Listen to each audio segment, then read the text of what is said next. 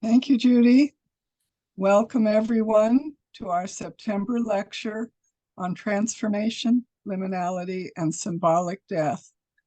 A warm welcome back to our guest speaker today, Thomas Elsner, Jungian analyst in private practice in Santa Barbara, California. Today, Dr. Elsner will address some of the threats that we face in our modern world, especially from war, genocide, artificial intelligence, political chaos, and the disintegration of religious meaning. He will illustrate how liminal states of symbolic death and rebirth are central to the transformation of consciousness. The issue relates to the evolution of the solar patriarchal consciousness, as well as to the return of the repressed lunar matriarchal consciousness of the past. He will explore these themes in ancient and medieval alchemy, romantic poetry, Jungian psychology, and in our dreams and personal experiences of life. Dr. Elsner is a graduate of the Jung von Franz Center for Depth Psychology in Zurich. He is a core faculty member at Pacifica Graduate Institute. For many years, he's taught courses there on depth psychology and alchemy. He has lectured and given workshops nationally and internationally. Tom was honored to receive the annual Fay Lecture Series in Analytical Psychology. You may recall his lecture to our club on Coleridge's The Rime of the Ancient Mariner. His book on this topic is coming out by the end of 2023. So on the subject of, on the threshold of transformation, liminality, and symbolic death, we welcome Dr. Thomas Elsner. Okay, well, thank you so much, Judy, Virginia. Just a clarification in case anyone is looking for me anywhere, it's Elsner with an E-L.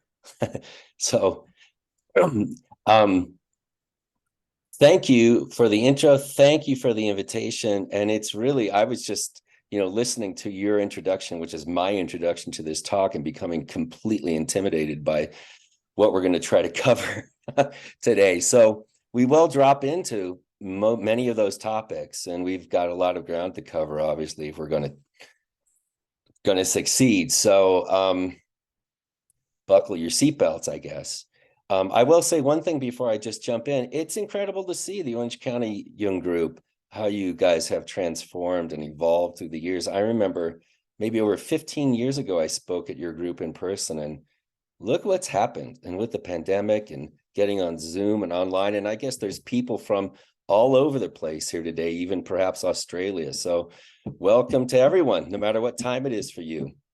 It's 5:15 for me, Mountain Time. So maybe it's early in the morning for some people. So thank you again. Thank you for the invitation. The people that we're going to be inviting into our session today are the alchemists, the romantic poets, and Jung. Who were these people? Who were the alchemists? Who are the romantics? Who was Jung? What do these traditions have in common? I can say one thing for sure. They were all geniuses, and particularly the geniuses of the imagination.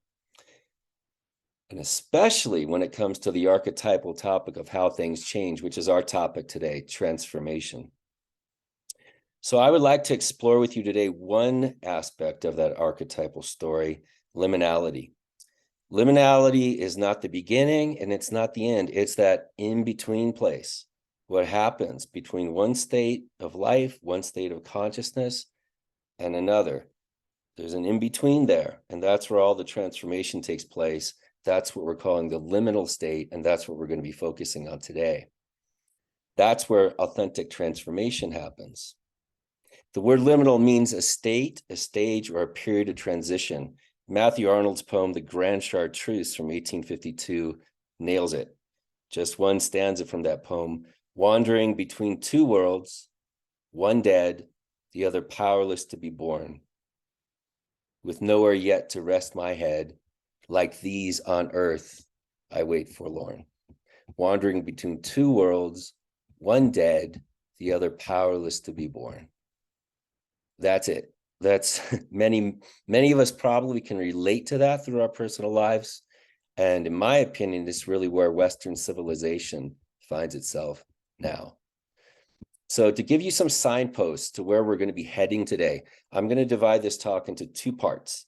Part one, I'm going to start with a definition of liminality and then explore what I feel is really the image of liminal states, which is symbolic or figurative death. We're going to draw upon references from processes in nature, clinical examples, imagery drawn from alchemy, the Romantics, Jung. I will also share some of the ways I've personally experienced this image, particularly with reference to the painting that appears in the description of this talk, which is a painting I made, the first painting I've ever made in my life, very early on in my own analysis, which was, oh my God, how long ago was that? 25 plus years ago.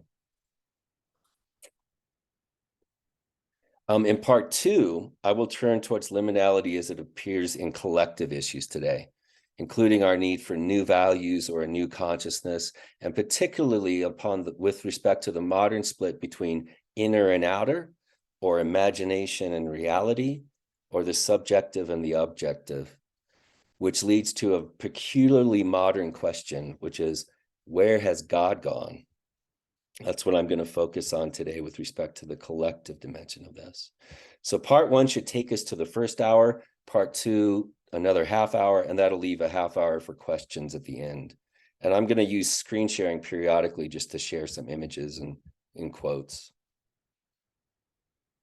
So diving in to the liminal. The liminal comes from the Latin root limen, which means literally threshold, a root one finds in the English words preliminary, an event, of course, which precedes something important, and subliminal, which means below the threshold of consciousness. The concept of liminality can also apply to physical spaces that, due to their function, are transitional in nature. You see these images in dreams as well as life: hallways, waiting rooms, airports. An interior designer, for instance, described being in such places as a possible felt sense of disorientation or a loss of sense of place, as these spaces lack clear markers of identity or ownership. In our seminar, however, we're going to focus on the psychological analog to physical spaces like that, and use the term liminality not to describe architecture, but the transition from one state of consciousness or one stage of life to another state of consciousness or another state of life. What happens in the middle there? How does transformation take place? And what I'm going to suggest to you is that there really is something real to that, a real answer to that question, which doesn't depend on what we feel about it or what we wish was the case. I'm hoping we're going to learn something really objective about how things work. Okay, really in nature and in inner nature, the inner nature of the psyche too. So let me try the screen share.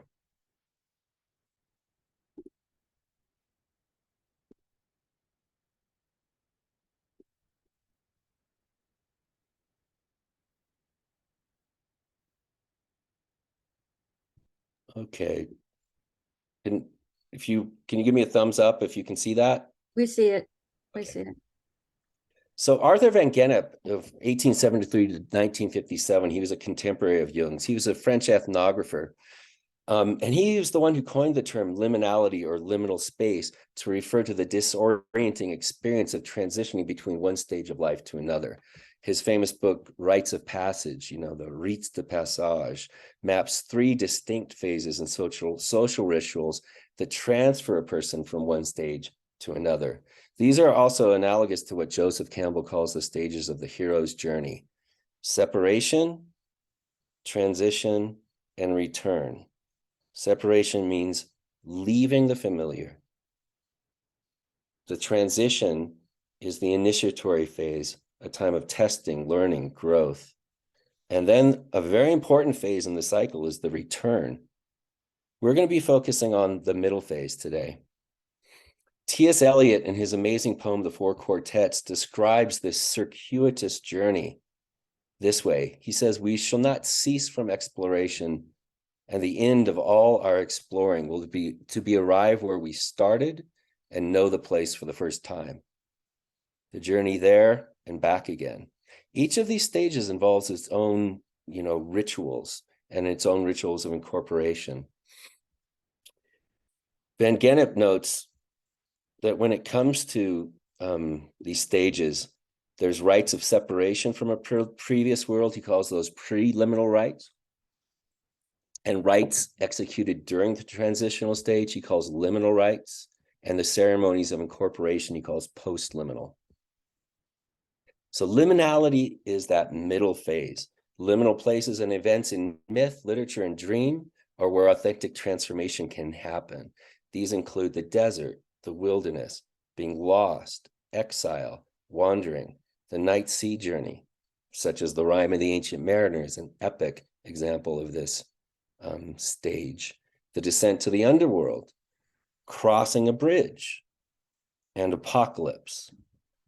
Remember, the apocalypse is the destruction of the old world, but also that leads to the new world, the new Jerusalem. Since we're going to talk about our friend Coleridge and the Rime of the Ancient Mariner, this is an example from the start of the Rime of the Ancient Mariner of the liminal stage that I'm talking about. This young wedding guest is with three friends on a way to the wedding. Everything's great. He's with his friends. Life is good. Life is normal. And out of the blue comes this weird, bizarre, homeless old man. And he grips the young wedding guest with his skinny hand, separates him from his friends, forces him to sit down and under hypnosis, listen to his bizarre night sea journey. It's no fun, believe me. So when it comes to stepping up to the threshold of transformation, there's good news and there's bad news. And I got to share both with you. The good news is that change is possible. The bad news is that, as Jung put it, quote, growing beyond oneself means death. According to Aldous Huxley, the perennial philosophy that informs mythic, poetic, and initiatory traditions worldwide is to find out what and who we really are. That's the perennial philosophy. That's the goal. And that journey involves transition from who we thought we were to who we actually are, to the life that we were living to another life, to one state of consciousness to another. And that transition is most often imagined in myth, poetry, literature, and I would suggest dream, as we'll see, as figurative death. Die and be reborn. Die before you die. Be twice born. Be born again. While many people today see death as an ending, the final chapter, for most of human history, death was thought of as the ultimate threshold state, the ultimate transition, right, between this world and some other life or some other world. And for that reason, death has become the symbol of all liminal states, all states of transition, all states between the known and the unknown. That is why Jung writes, the Redeemer is the young, dying God who has ever been our hope of renewal and of the world to come.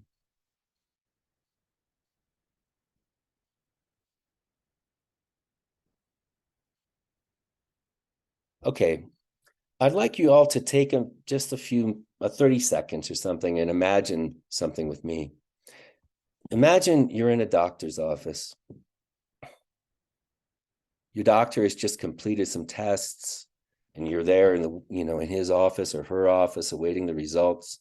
The doctor walks in, sits down at the desk in front of you and looks up to you, and you hear the words that nobody wants to hear. You're dying. Perhaps some of us have actually had this experience. Take a few seconds and just imagine, what do you feel? What thoughts run through you? Images, feelings?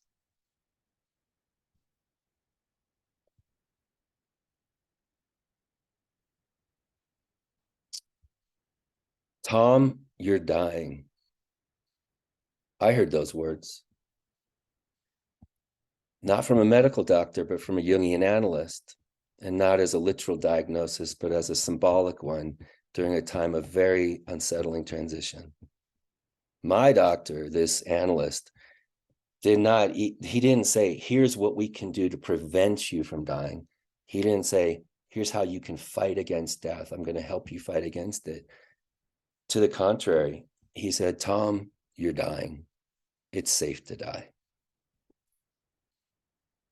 Of course, I didn't feel that way at all at the time. I wasn't feeling it was safe to die. Modern consciousness in general, right? We resist death at all costs. The modern mind wishes that no downgoing should ever occur, and it assumes that if it does in any way, shape, or form, then something is going wrong. For the modern psyche in general, it doesn't feel safe to die, just as it doesn't feel safe to not know. The unknown feels unsafe to us, usually. Tom, you're dying. It's safe to die.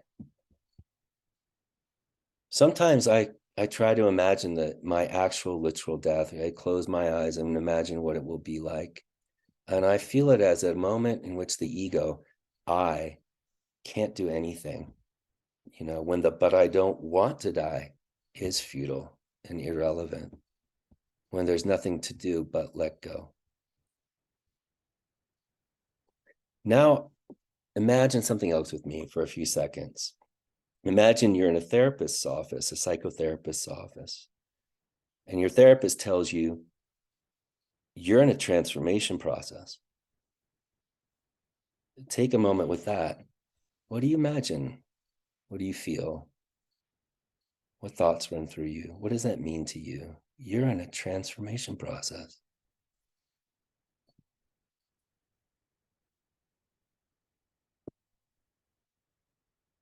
As a brand new Jungian analyst, I said those words to a patient of mine, a man many years ago now, who was really suffering in a state of depression and using the psychotherapeutic space to drop back down and regress into earlier stages of life where a lot of repressed trauma could come up. And he was starting to feel things that he had never wanted to feel again, and it was a state of intense suffering for him and depression. In that context, he had a dream in which there were symbols of new life coming out of death. And that's when I said to him, oh, look at this dream. You're in a transformation process. And I'll never forget what he said to me. Obviously, I haven't. I'm talking about it still.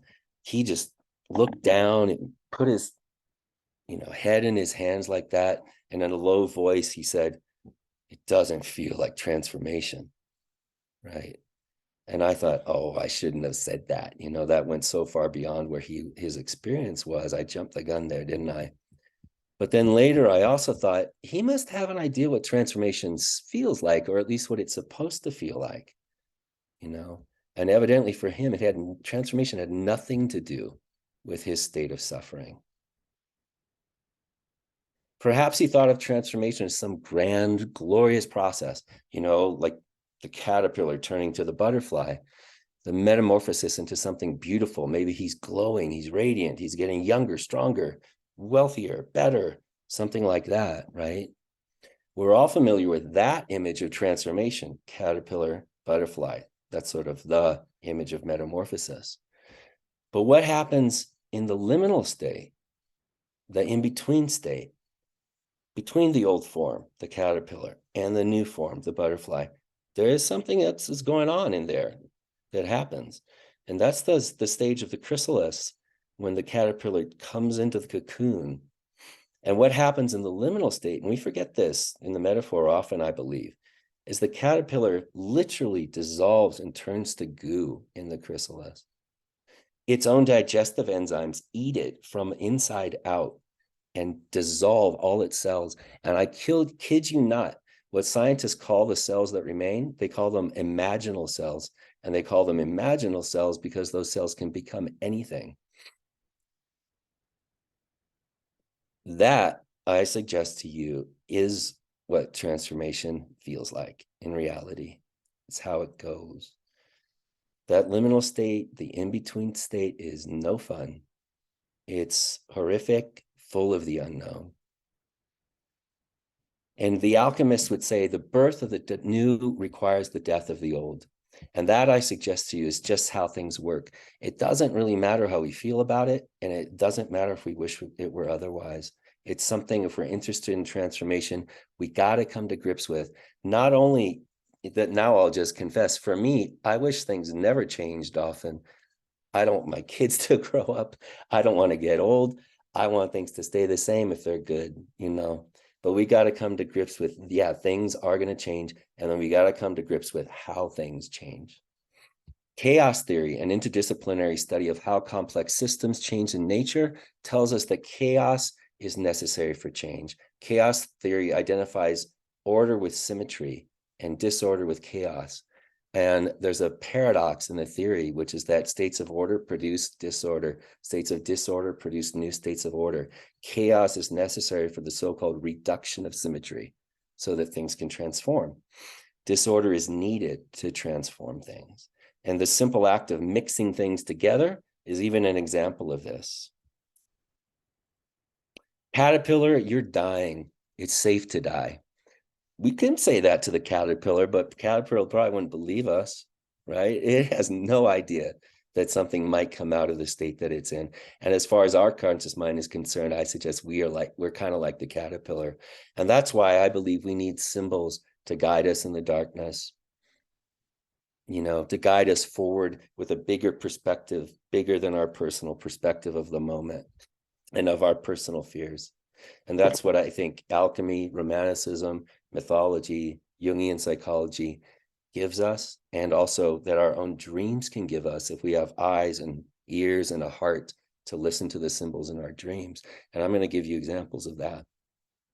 It's always been the function of religions to give us that bigger perspective, but for many people in the modern world, we're not contained in any religious forms. And so it's fallen onto psychology to lead us into symbolic truths. What do I mean by the symbolic? The symbol is not a stand-in or a substitute for something already known. The symbol is the best possible expression of something unknown. It doesn't point back to the past. It doesn't point to our memories. It points to the future. It points to a development that's leading somewhere. From the poets, we can learn much about the symbolic. From the scientists, very little. In a particularly beautiful passage that I'm going to share with you in a second, Coleridge captures the teleological dimension of the symbol as an instinctual power in both outer and inner nature, the self-same power that shapes the caterpillar in the chrysalis. And this is what he says.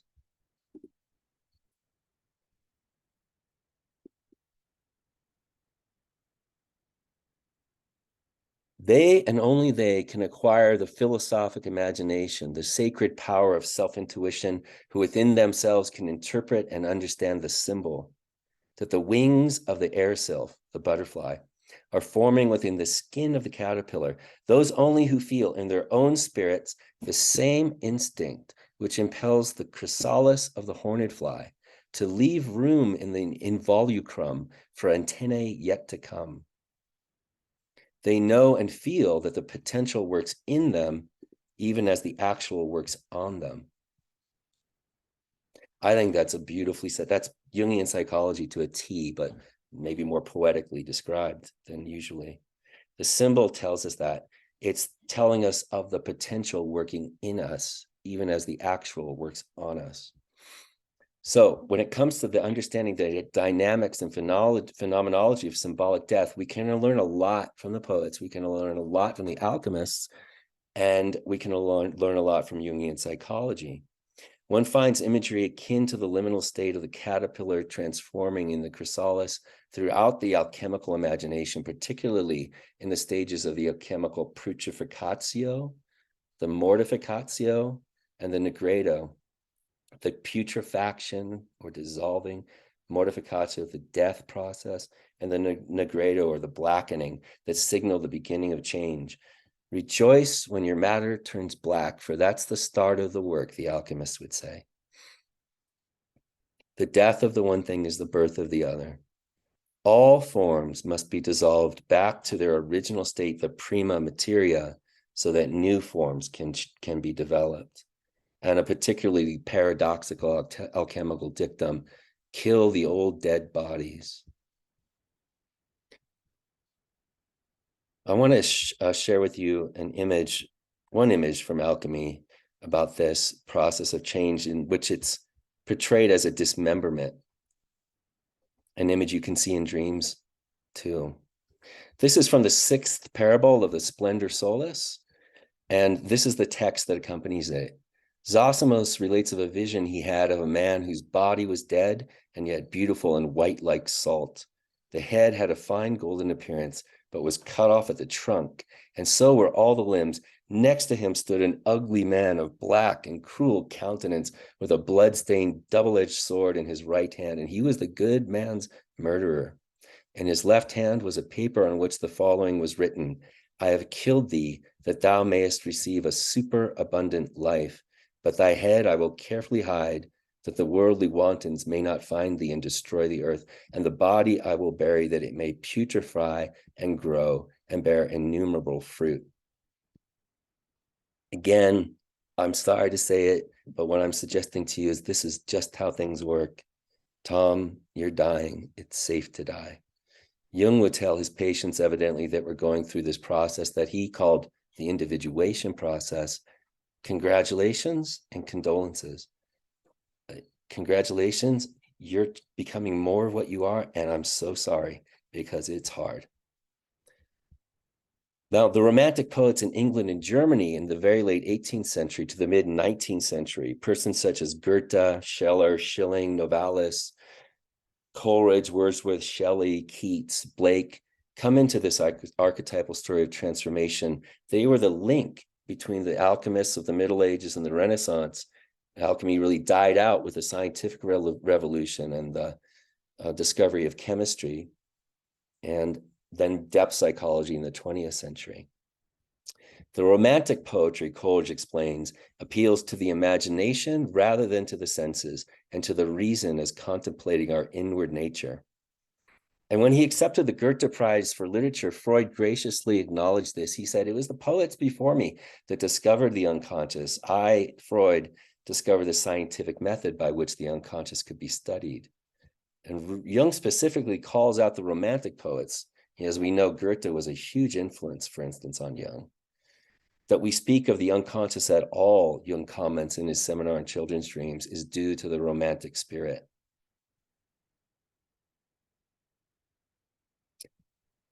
One example of this is that Romantic poetry is filled with a longing for renewal. And these poets knew the way to renewal was through dark liminal states. Sometimes the sea was the metaphor for the unknown and untraveled dimensions of the mind.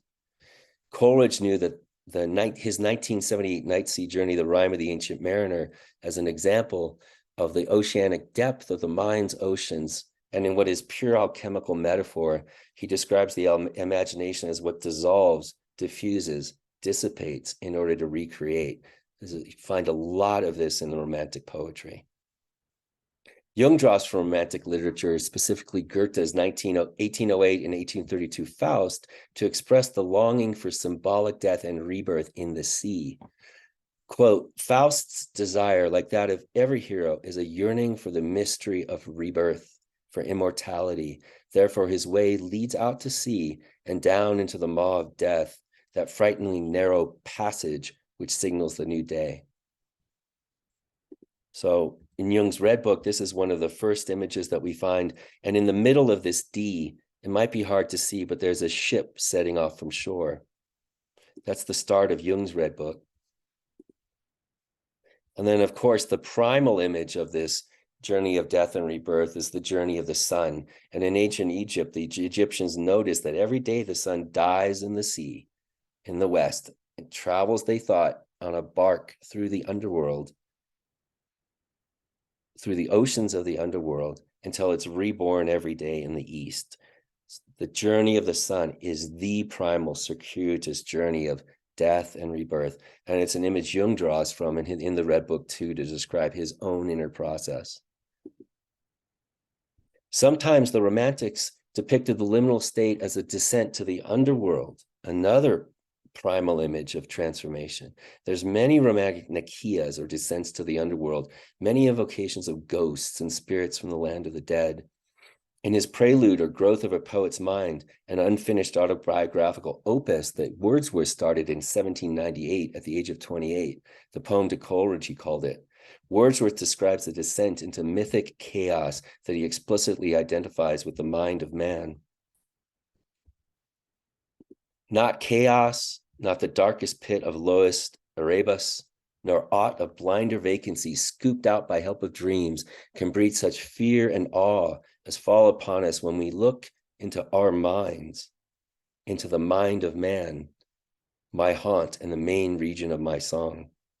The Romantics knew that what they were talking about in their poetry was metaphor and symbol for what Jung would later, a century later, call the collective unconscious. That's the journey they took. That's the place that they discovered. Chaos, the darkest pit of lowest Erebus, is a mythic landscape transformed into an explicitly psychological landscape. And the exploration of that, the collective unconscious, our minds, the mind of man, not just Wordsworth's personal mind, is wild, dangerous, yet potentially transformative. It's where the growth of a poet's mind takes place. And the vocation of the poet was to explore, map that territory, and return with a treasure that he could give to the whole society. Shelley's Prometheus Unbound is another example. One that which thou beholdest, but the other is underneath the grave, where there's two worlds, in other words. Two worlds, one above, the other is underneath the grave, where do inhabit the shadows of all forms that think and live, till death unite them and they part no more. Dreams and the light imaginings of men, and all that faith creates or love desires, terrible, strange, sublime, beauteous shapes, there thou art, and dost hang, a writhing shade. That's the underworld that Jung interpreted as the collective unconscious that he descended into later and wrote about psychologically.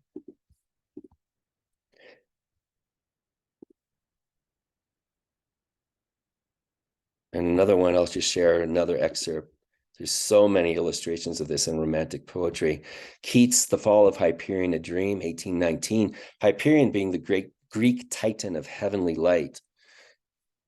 In this poem, the narrator descends into the underworld where a veiled goddess tells the poet he now has the power to die before he dies. This, the goddess declares, is thy own safety. Thou hast felt what 'tis to die and live again before thy fated hour. That thou hast power to do so is thy own safety. Thou hast dated on thy doom.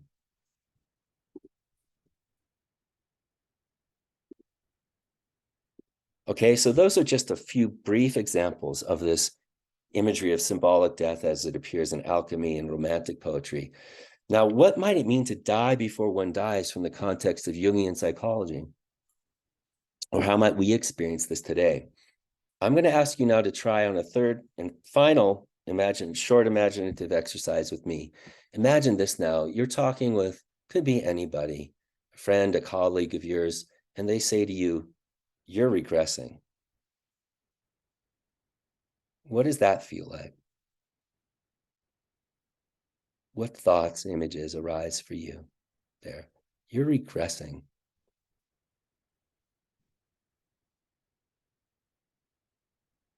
In the popular mind, regression can often sound like an insult, something like being told, you stop that, or you're bad, don't do that. Freud initially defined regression as the frightening prospect of being possessed by primal and civilized drives belonging to our evolutionary biology. But for Jung, regression is not an illness or only a danger. It's not something only to resist or even to resist at all, actually. Not something negative. Regression is a liminal state. It's a threshold between conscious and unconscious. It's the place that authentic transformation can happen. Jung puts it this way, quote, the libido that is forced into regression by the obstacle always reveals the possibilities lying dormant in the individual.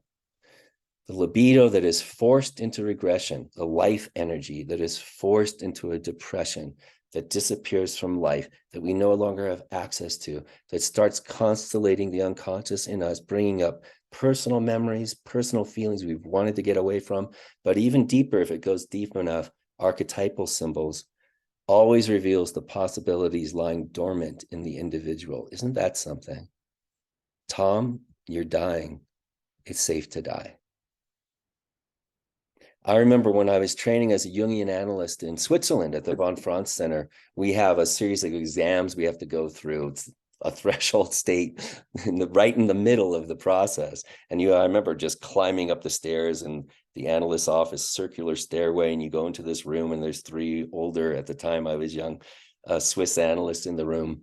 And one of these exams was on psychopathology, and I was talking about depression. And I remember Gotthilf Isler, one of my teachers who was in analysis and very close to von Franz for decades, suddenly in a booming Swiss voice, he interrupted me and said, "Yeah, depression is not an illness." He was very upset. And I really didn't know what he was talking about at the time. A depression is not an illness? When is a depression not an illness? It's when the depression is aiming at something, as we see in the myths of the Night Sea journeys. The chrysalis is not an illness. In Jungian psychology, as in alchemy and romanticism, figurative death means the possibility, not the guarantee, the possibility of discovering germs of new life and vital possibilities for the future, not germs as carriers of a disease, but as living substances capable of becoming a new organism or part of a new organism. The possibilities lying dormant in the individual that a regression or a depression can possibly liberate are not only the horror stories of our repressed traumas, those are there for sure, of course, but also a renewed capacity and for feeling in general, if we allow ourselves to feel repressed feelings that we've never wanted to feel, a whole capacity for feeling can get reborn in us. If we've been scared of loving because love has left us down, going into the grief of what's been repressed can open up the possibility for love, the capacity for actually loving. And I've seen this too in my practice. If it gets bad enough and our backs are forced to the wall, suddenly the true self can emerge out of necessity. And maybe we can talk about this more in the questions and answer. But the true self cracking through defense systems of encapsulation can break through what we call a regression.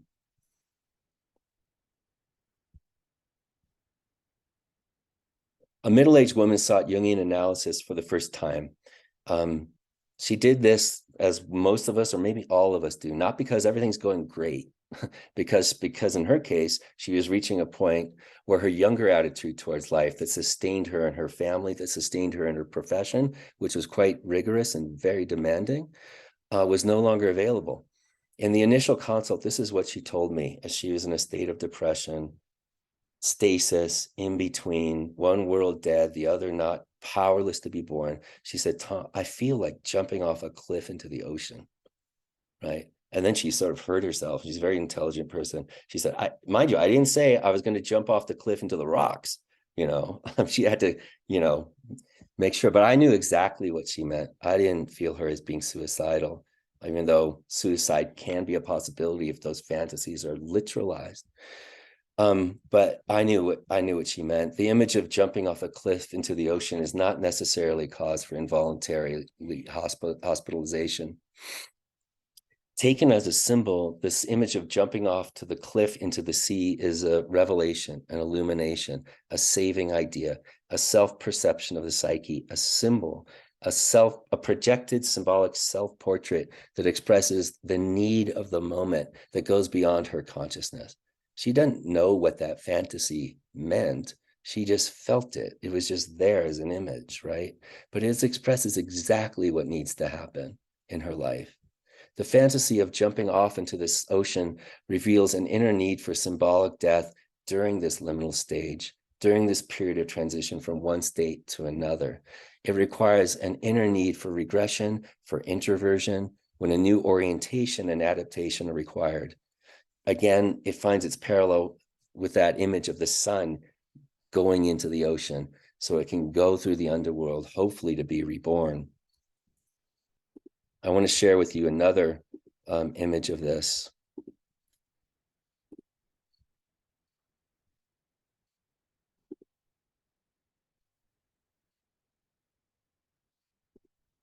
One second, bear with me as I get the screen share. This is the brilliant first paragraph of Moby Dick, mid-19th century. I want to read it with you.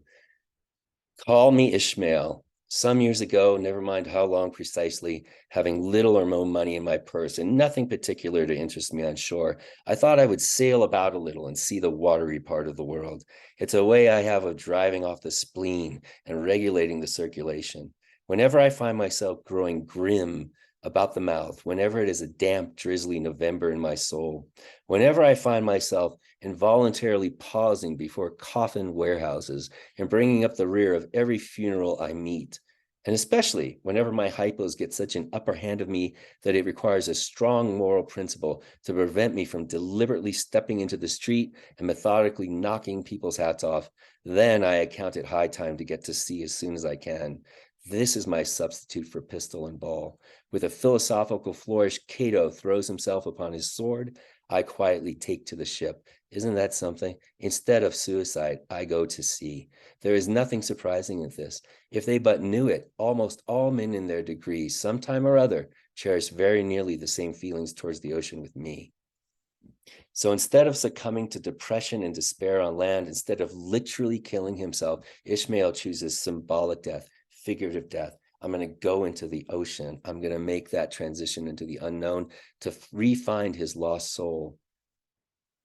He finds it, of course, at first in the semblance of a white mystic albatross. And of course, the big catch is the white whale Moby Dick, numinous, terrifying, full of God, full of the mystery of God.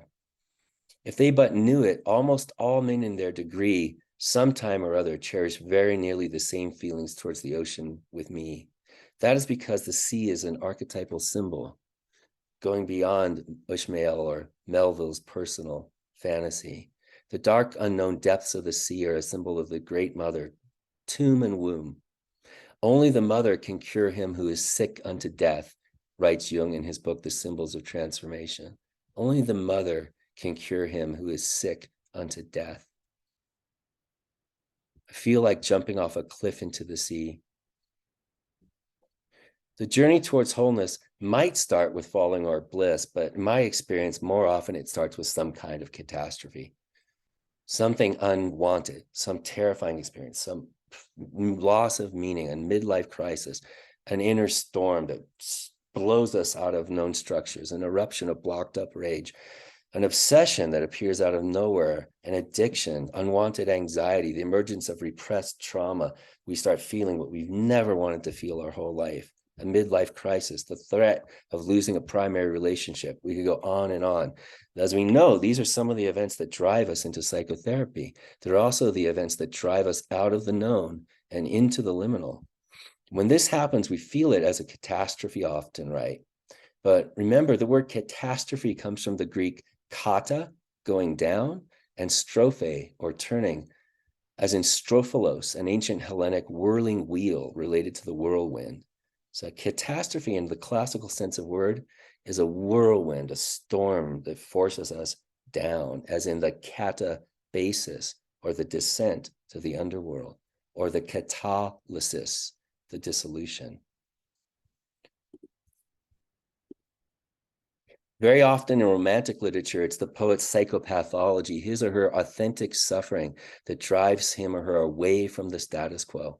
In Shelley's Adonais, an elegy on the death of John Keats, a tempest arises darkly, fearfully, that drives the poet's spirit's bark far from shore, but towards the eternal, away from something known, but also towards something of high value. This is the last stanza in the poem. The breath whose might I have invoked in song descends on me. My spirit's bark is driven far from the shore, far from the trembling throng whose sails were never to the tempest given. The massy earth and sphered skies are riven.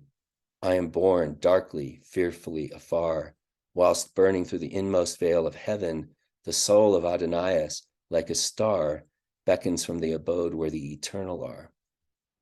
Shelley's storm is dark, disorienting, taking him away from the known, away from the land, away from the status quo, but leading him towards the eternal. And I suggest to you, so it is in life. I just want to share one example from you. I'm going to share two examples from my life about this process of why I'm interested. Why do I think this is important? How have I experienced this? In 1996, I was lost at sea. In all my conventional pathways through life, I was adopted by a very conventional family in Los Angeles. The short story of that is just raised with values that were money, power, prestige, success, all of that sort of thing. And 1996, my parents had died. I had gone to law school. I was starting to practice law. That was feeling extremely meaningless to me. I had believed in God. I was a Christian for a while. When my parents died, that snap, crackle, popped. I couldn't believe in that anymore. I'd gotten married in law school to try to recreate my family. That marriage dissolved. So family, career, religion, all of that just cracked. It felt like an earthquake just came and destroyed all the earth under my feet. And I was disoriented, to say the least. I was out at sea, also emotionally frozen, isolated, withdrawn from life, precariously placed, alienated, depressed, all felt meaningless, chaotic, stuck, dark. And I didn't know what to do. And my roommate at the time said, Tom, maybe you should see a therapist. And believe me, at that point in time, that was the last thing I would ever consider doing. I mean, let alone become one like I did. But that was for crazy people. I go, that's not for, he goes, no, I know a Jungian person. It's not for crazy people. It's different. That sounded good. Not true, but it sounded good at the time. So I went, and I talked with my analyst on the phone to arrange the session. The night before the first session, I spoke to her maybe for 30 seconds to set up the time. And then that night I had a dream. And the dream was that I was meeting a woman psychologist in her office. She was a very large, substantial figure in the dream. And I was telling her in the office, knee to knee, about my depression, about my sense of lostness, about the darkness. And she was listening very intently. And then at one point in the dream, she looked right in my eyes and she said, what we must do is find the dove, find where the dove is. That's the secret. Now, we know in Jungian psychology, the first initial dream can set out the problem, and it doesn't whitewash that there is a problem very often. It also sets off the solution. So that was the dream, was saying, this is the secret to your analysis, your psychological process. You have to find the dove. Okay, at that time, I can promise you I had no clue what that might ever mean. In all sorts of dreams, Coleridge writes, the dullest white becomes a Shakespeare. In certain sorts of dreams, dreams can have a genius in them that goes way beyond our conscious understanding in terms of symbols. But dreams, all dreams, have a light that they show us in the darkness that can guide us when we can't see the way. The dream gave me hope, even though I couldn't understand it. And so in a strange, for me at the time, it's very strange state of inspiration, I went out and I got some paints and a big canvas, and I painted the dream.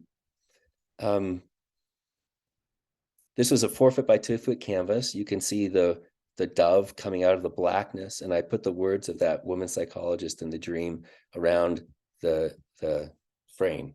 And believe me, this was my secret at the time, just I was never telling anyone I was going to psychotherapy, believe me, and I would never have shown anyone this painting. It was strange to me, these symbols, ego dystonic, not part of my conscious life at all. Of course, I projected that secret onto my analyst, and for a while she carried that mystery for me as if she knew it. But as Jung knew, the secret really belongs to the feminine principle. This is a quote from Jung, referencing again Goethe's Faust, romantic literature. As in Goethe's Faust, Jung says, here too it is the feminine element that knows about the secret which can work against the total destruction of mankind or man's despair in the face of such a development. This feminine element, which we call the unconscious, knows something when we're in the chrysalis and we're dissolving, and from what we can consciously see, everything just looks dark only.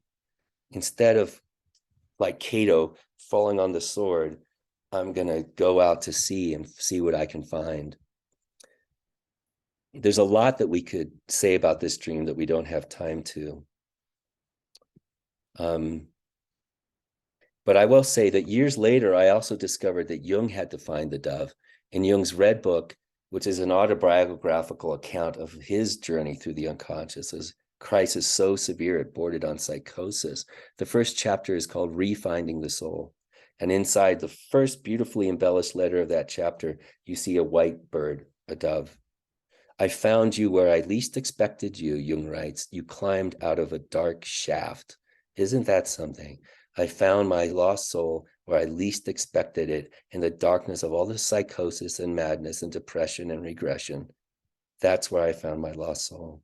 That's the beginning of Jungian psychology, a modern man searching in the darkness of regression, liminal states of disorientation, despair, depression, for his soul.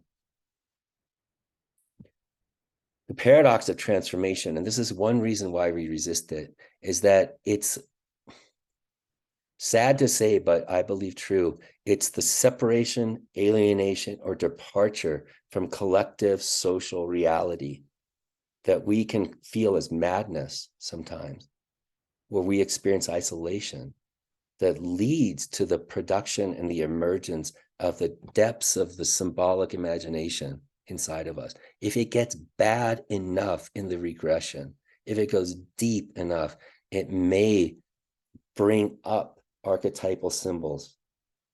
So that's why Jung always said you have to encourage the regression until it goes beyond your personal mother, beyond birth, into that vast sea of the archetypal that we all have as part of our human inheritance. And that knows something we don't, and that can guide us. And that's where transformation could happen.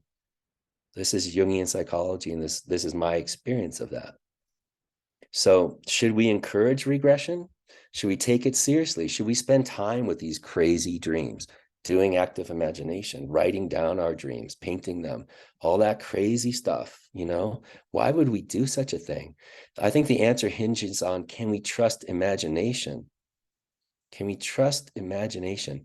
The modern mind does not trust imagination. Imagination has been devalued and degraded as something just as like a distortion of reality or a fantasy in the negative sense. Wishes, fears, that's it. Are the products of our dreams merely outmoded superstitions? What we must do is find the dove. Is that a psychosis? Is that just an archaic fantasy? Or is it a creative symbol? For Jung, that question is the great philosophical problem. It's also the central problem in psychotherapy. You know, there is still doubt in our mind whether this is the eye that receives light or whether it's the eye that emits light. Is that thing into which I'm entering my own eye, or is it the creative womb of the world? That's something that expresses itself next in the question, which every patient will put to me. Is that merely my eye, or is it creative substance? Is it a psychological fantasy, or is it substantial life? Is it true or not? What we must do is find the dove. Is that true or not? If it's subjective psychology, it's not true. If it's creative imagination, we can credit it with something. Then we're likely to create something. You see, this question is simply the great philosophical problem, whether our psyche is merely a perceptive organ, nothing but a derivation or appendix to physical processes, or something akin to a cosmogonic factor. That's a mouthful. That's a mouthful.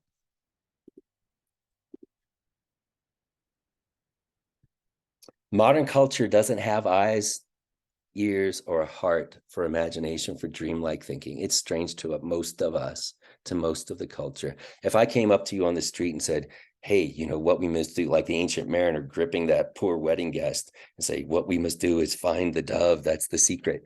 I don't know what you might think about me, right? In the modern way of thinking, imagination has nothing to do with reality, and it's scary to us sometimes. We'll take up this point in the second part of the talk soon. So most of us there, this is certainly true for me at least, many of us are identified with the solar, patriarchal, rational, intellectual, scientific consciousness of the modern West. We have to sacrifice our identification with reason and reality if we're ever going to find the dove. And that sacrifice seems like madness to the modern mind, but it's the very reverse of a regression. Instead of being pulled down, resisting against our symptoms, fighting the unconscious as only something negative, struggling, resisting the whole time, consciousness gives up its power and its possessions in the interest of the unconscious. And that sacrifice is sanity, not psychosis. Tom, you're dying. It's safe to die. Jung writes in Symbols of Transformation that through sacrifice, man ransoms himself from the fear of death and is reconciled to the demands of Hades. Sacrifice of the old. That's a very key thing. To get to the new, we need to sacrifice the old. And that is simple to understand as a theory and very hard to do. But that's something really important, and we probably will return to it later. And I just want to emphasize before we go to part 2, that for people identified with collective solar masculine consciousness, in other words, the eclipse of the sun is going to be a symbol that has to happen in one way, shape, or form. The death of solar consciousness, ego death, is often the first step in the transformation of consciousness. So this is just what I want to say. I lived through this as well. This is my initial dream in psychotherapy. I told you about the dove. This is one that was right around the same time. I painted it because in the dream, it was a painting. In the dream, I was sitting with an unknown woman. We were in an art gallery looking at many paintings on the walls. And this was the most important one, that this unknown woman, again, a woman in both dreams, me being a man, a woman is showing me these things, right? And she shows me this painting. And in the painting itself, there was 2 hands meeting from opposite sides. I couldn't draw that, but I just substituted a geometric design. And in the middle of the 2 hands is an eclipsed sun. And in the middle of the eclipsed sun is a heart. And as I drew the heart, it looked to me like a fetus too. I remember at the time looking at this painting and the dream image, and it didn't mean anything rationally to me, but it did feel like something had shattered, like I was looking through a shattered window. And it did fill me with the maybe there could be something growing in the darkness of the eclipse. At a time when I was just feeling disoriented, I really valued this painting, even though I didn't understand it. I put it on my wall and stared at it every day. Maybe there could be something like a heart or a new birth growing out of this death. It wasn't until many years later in studying alchemy and Jung that I realized, the alchemists talked about the eclipse of the sun as the first step in the process. The first meeting of sun and moon was a dark eclipse of the sun. And they call that a pregnancy and an incubation, the eclipse of the sun. But I didn't know that. It took a lot of years before I found that out. But this is what I'm talking about in terms of symbolic death as a process that's real, and that if we listen to the symbolic images that accompany it, something meaningful can grow from it. It's not a guarantee. I had a lot of support. I had a lot of support in analysis. Those 2 hands probably were my analysts and mine, meeting and holding and containing a process that because of that could start to work as a symbolic process. There was space in the analytic container for a symbolic process to be emerged, to be seen by my analyst, to be valued, and for me to participate with that. And if that wasn't there, probably the eclipse of the sun would have been a literal death. It would have been the start and the ending of the work. Okay.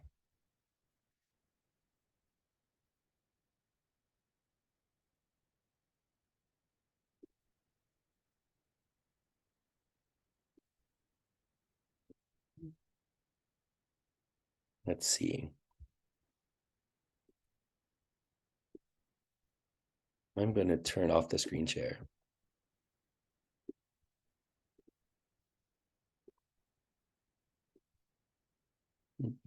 If I can see how to do that.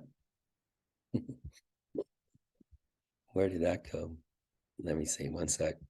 It's not on. We're not looking at your PowerPoint. Oh, it's not on. That's why I apologize. Thank you for letting me know. Let me turn it on so you can see what I'm talking about. Man, it's like juggling here, right? 1 second.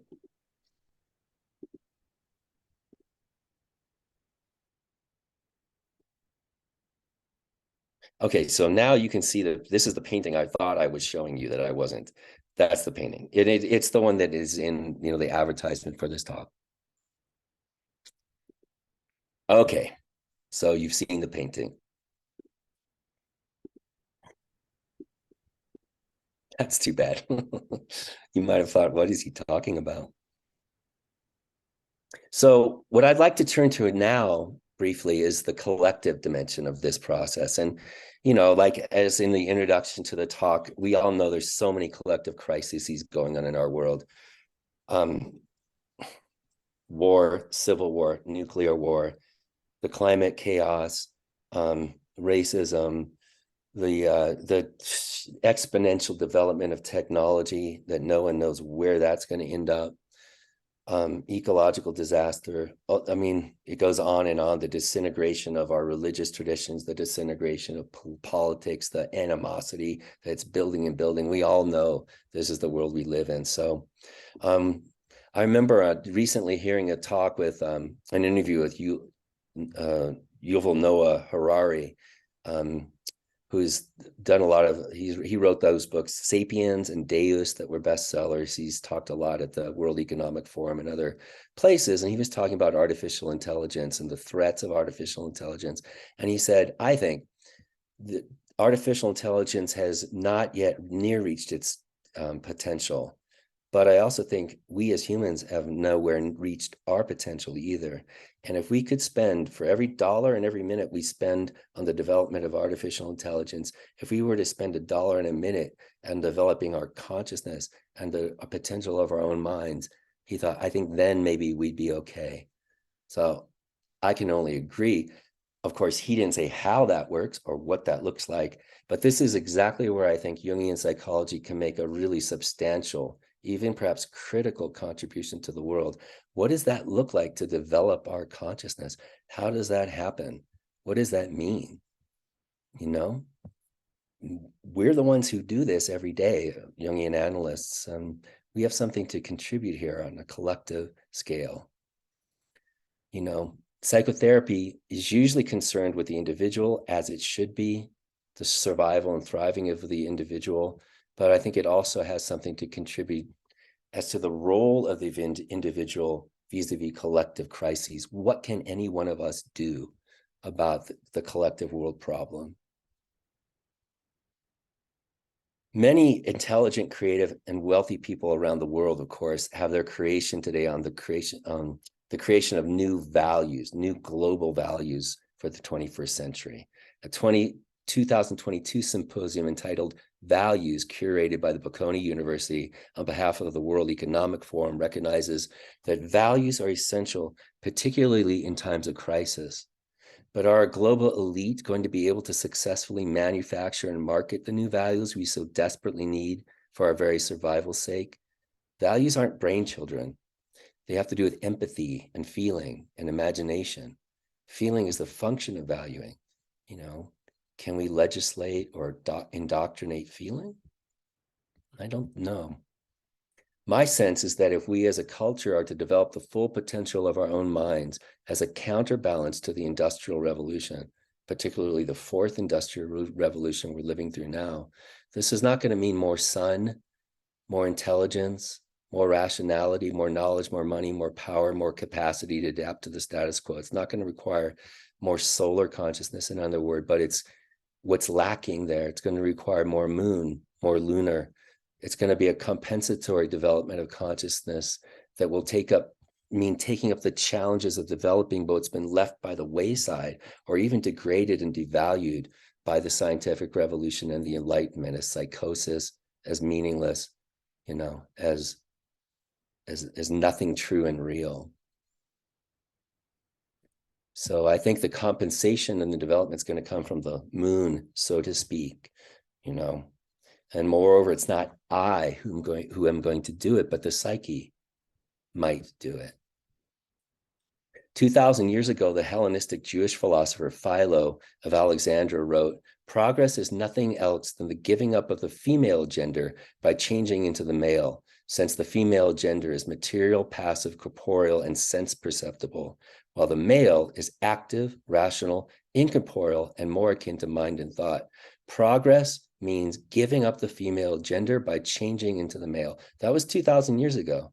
Now, 2,000 years after Philo, the Jungian analyst Mary-Louise von Franz writes that we will have to obey and submit ourselves to Mother Nature if we want to escape an imminent global catastrophe.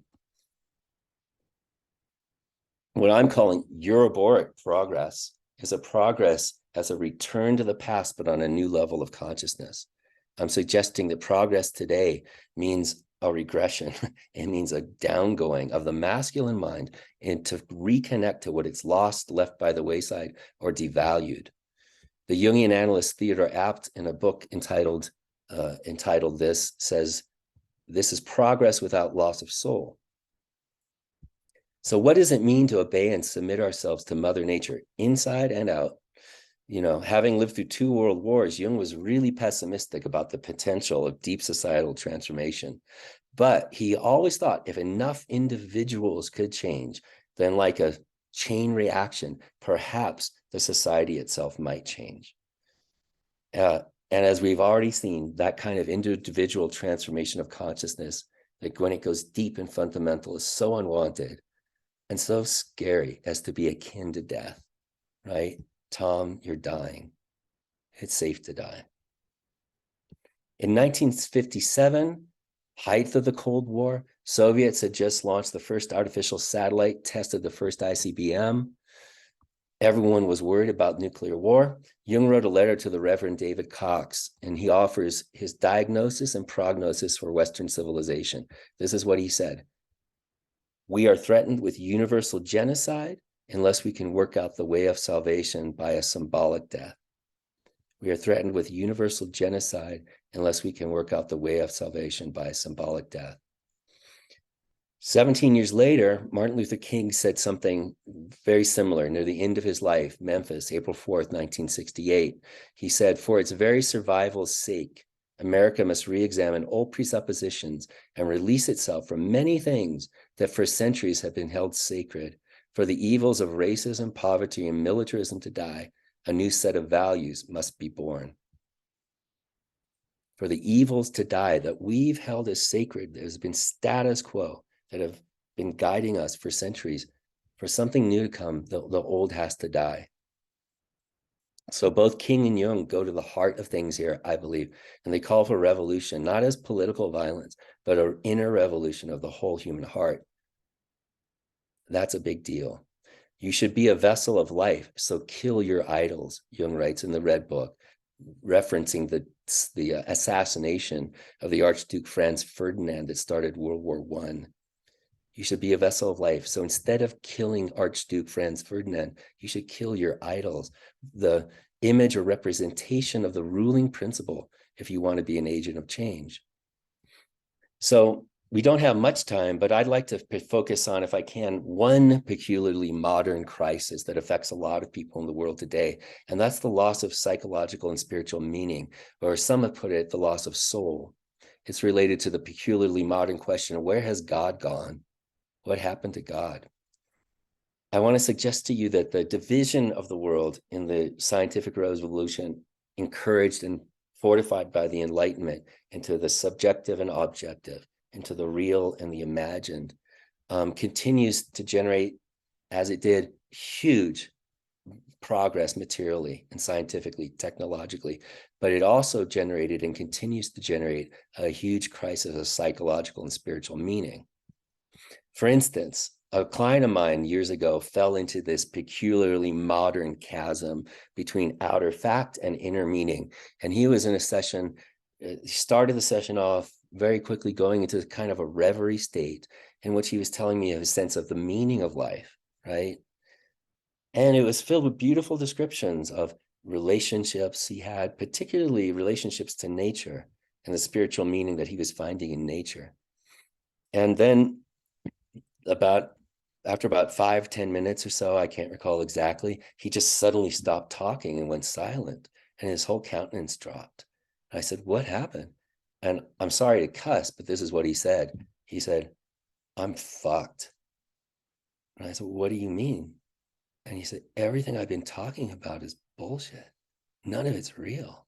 I said, why do you say that? He goes, the whole vision of nature I've been describing is nothing to do with science. Like, I know it's the cosmos is just a void of matter, and there's no meaning out there, right? And he started to talk about the scientific description of nature and the scientific description of the world. And that was a conflict, but it wasn't his personal conflict.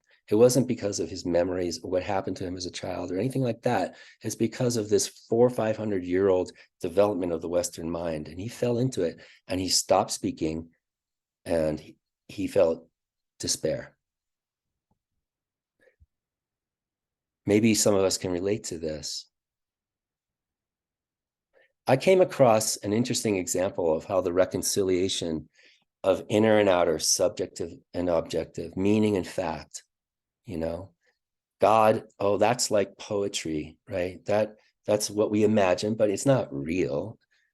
For those of us who follow the science, we know science tells us what's objectively real. Poetry and religion might describe what's subjectively real, like what we imagine, dream, or fear, but it's none of that's actually real, right? I came across a way that I think the psyche now today might be working on reconciling that split, as I was listening to a podcast, the Lex Friedman podcast, Fridman. Lex Friedman is a young guy, maybe in his 30s, at MIT, working on artificial intelligence and other subjects.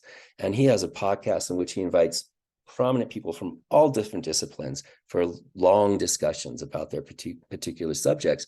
A couple of years ago, he invited the physicist Roger Penrose. Penrose is one of our greatest living physicists. He's in his 80s, a Nobel laureate, very famous cosmologist, mathematician, physicist. At the end of their fascinating 2-hour-long discussion, Friedman says, okay, now I have to ask you what is maybe the most important, maybe the most ridiculous question of all. What is the meaning of life? And Penrose, like he goes, oh God. Oh, he's British. Oh God. You can see him just cringe at the meaning, and then he composes himself. And he says, what I will say is that it's not a stupid question. Maybe that took him 50 years to come to that point. And he says, you see, I tend to believe that the mystery of consciousness is connected to the mystery of quantum physics, right? The mystery of consciousness, the mystery of physics. Maybe the meaning of life isn't a stupid question. That would have amazed my client. As a layman, ordinary guy, he was totally convinced that, of course, physics is saying there's no meaning to life. This is not your grandfather's physics. Also, Penrose, he said, I like to call myself a scientist, but not a materialist, because we don't know what the material is. That also would have really surprised my client. There's a lot we could also say about that. But I think there's a lot of indications today of how the psyche is trying to marry what's been split in the Western mind. All sorts of contraries, right? And in this case, inner, outer, imagination, fact, meaning, and reality. So my suggestion here is, for those of us who follow the science and have been taught that science means materialism, causal deterministic materialism, what we might need is not less science, not less physics, not less psychology, but more. Just keep going. Extend the whole Enlightenment Western project further. Push your rationality into the weird margins of psyche and nature, as Jung did, as Wolfgang Pauli did, and they were in a 26-year-long collaboration with each other, until you hit, like the Ouroboros, what you left by the wayside, until you hit, in this case, in Penrose's case, is a mystery. And the mystery doesn't answer any questions, but it leaves room. It leaves room for the answer. The mystery is a liminal state. Enter into this liminal transitional state in which you can say, I don't know. That must have taken Penrose a long time, I would imagine. to work through the emotional and social conditioning to just say, oh God, the meaning of life may not be a stupid question. In Romanticism and Jungian psychology, it's the mystery of the feminine principle that is the symbolic bridge that heals that split. I just want to give you one image from alchemy about this.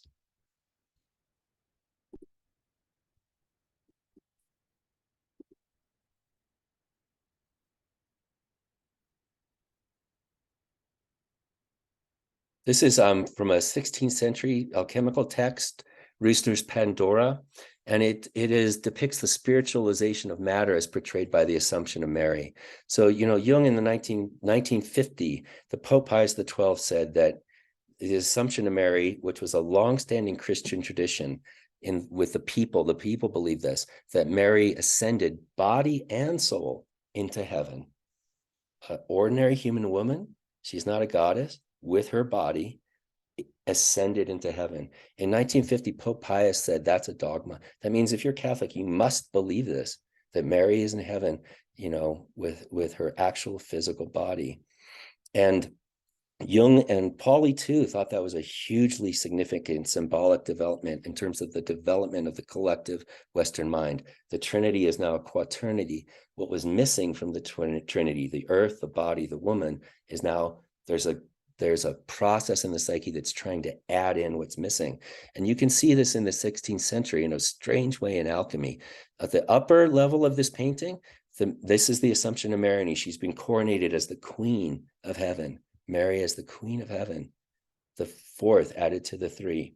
And down below, there's a strange creature, half like a human head, wings, snake-like body being extracted from matter.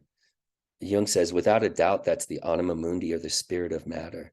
And somehow those go together, the spiritualization of matter and the Assumption of Mary. Again, these are things that we could talk for a long time about, but I just wanted to introduce to you one way that I think that it's going to be really a death for the old patriarchal, materialistic, scientific consciousness to open to a vision of the self and the world that's utterly different than the one that's guided those scientific projects so far. That's going to be a huge death. And probably it's only going to happen when the actual scientists that believe in their point of view actually just die and new people start to come.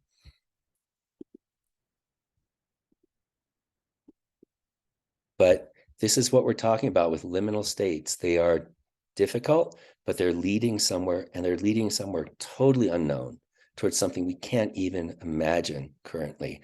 And I believe our culture is in such a state, and Jung hoped, as I hope, it doesn't have to be a genocide or a literal death, but that it can be a fundamental transformation of consciousness. And Jung always hoped that if enough individuals could go through this symbolic death process and change, if enough individuals can do it, maybe it would just tip the balance scales, and maybe we might eke out into the future. But he wasn't very optimistic at the same time either. Okay, maybe just a few minutes to conclude.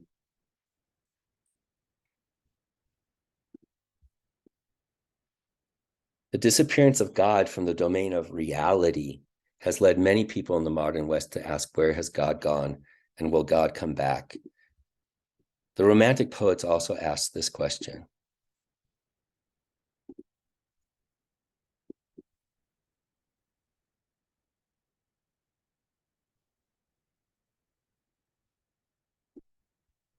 Wordsworth, from his ode, intimations of immortality from recollections of early childhood. But there's a tree of many one, a single field which I have looked upon. Both of them speak of something that is gone. The pansy at my feet doth the same tale repeat. Whither is fled the visionary gleam? Where is it now, the glory and the dream? Where has the magic gone? Where has the soul gone? Where has God gone? In his ode to Psyche, Keats confesses that it's too late for antique vows. The old religions are dead. We can't go back to the past. But in their place, there's Psyche. One goddess remains. And that's where, for Keats, the new vision awaits discovery.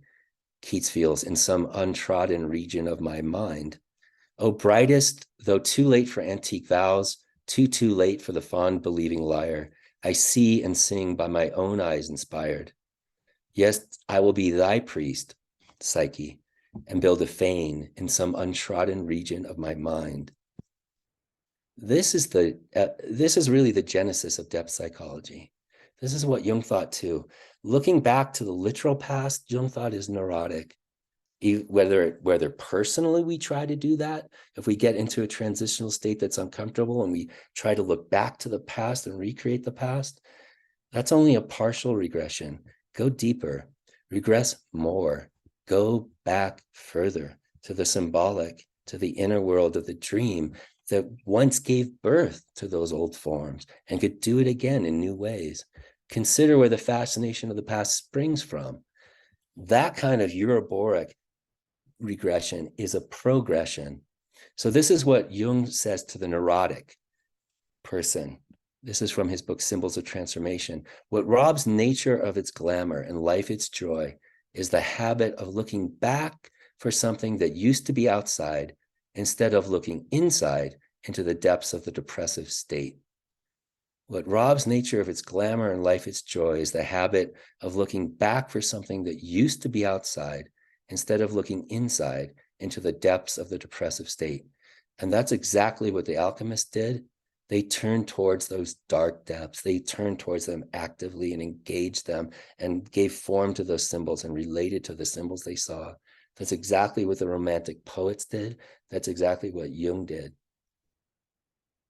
Therefore, Ross Woodman, who is Marion Woodman's husband, a mentor of mine, a real scholar of Romanticism, in his conclusion to his astonishing book on Romanticism and Jungian psychology, Sanity, Madness, Transformation, apropos to what we've been talking about, sanity, madness, transformation, the psyche and romanticism. In the conclusion, Woodman writes that in the mythopoetic achievement of the Romantics dwells the birth of a modern consciousness which the 21st century must finally learn to inhabit if human life is to continue, not without God, but with a conscious understanding of the human.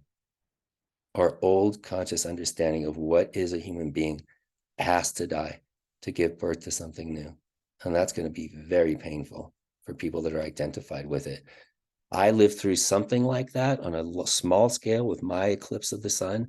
Believe me, it was hard. I was a lawyer at 26 years old. I remember walking into the office and the secretary, who I thought was an old lady, she was probably 40. She said, "Oh, you're 26 years old and look at where you're at." And I was making lots of money, power, prestige, success, all of it. It's a huge sacrifice to let it go. And the identification with rationality for many people is a huge sacrifice. But if we can make that sacrifice, something new can happen. We can't do it ourselves. We can't even know ourselves what wants to happen, but the symbols in our dreams might know more. So according to Jung, again, this is to sum up, when it comes to the collective crises that confront us today, where's artificial intelligence going? What's going to happen to the problem of nuclear war? What about the climate chaos, et cetera, et cetera, et cetera?